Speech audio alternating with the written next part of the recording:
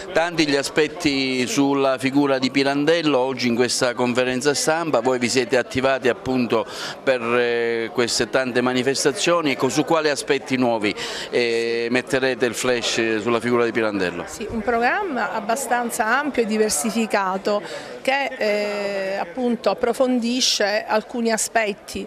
Pirandello chiaramente non ha bisogno, per quanto riguarda l'approfondimento è un aspetto ben indicato, che è quello legato alla pittura. Pirandello critico d'arte, quindi Pirandello, i lavori realizzati non soltanto da Luigi ma anche dalla sorella Lina, dal fratello Innocenzo e dal fratello Giovanni,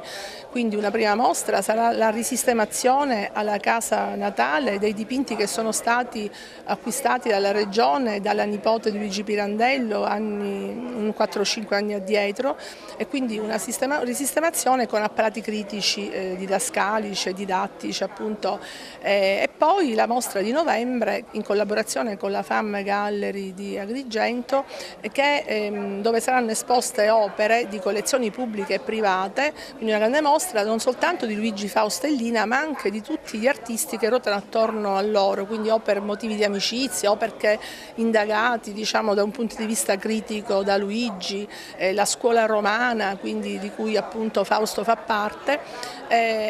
Poi vi sono tante altre rappresentazioni, che sono le rappresentazioni proprio teatrali che si faranno davanti alla casa natale o il Signore della Nave davanti al Museo Archeologico, e ancora la pubblicazione sui siti di Agrigento che Pirandello cita nelle sue novelle e comunque nei suoi lavori, quindi con foto d'epoca e foto diciamo attuali, e poi ancora la mostra documentaria Pirandello e la famiglia a cura di Sara Zappulla. Tutto questo programma, che è stato presentato dalla sovrintendenza ma è stato realizzato in collaborazione col Polo e condiviso dal Polo, è stato finanziato dall'assessorato regionale dei beni culturali, e quindi abbiamo voluto dare questo titolo Agrigento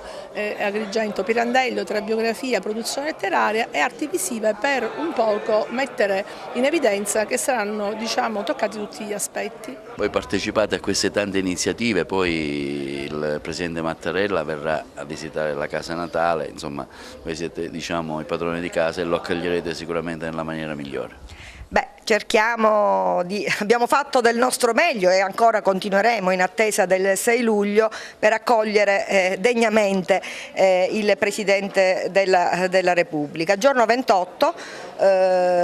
con un notevole sforzo per i tempi piuttosto ristretti rispetto ai lavori che abbiamo eseguito sulla casa, noi già dalla mattina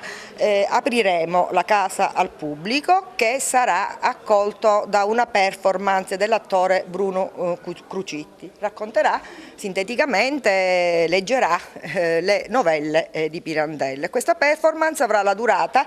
sarà di lunga durata perché inizierà la mattina e si concluderà al tramonto.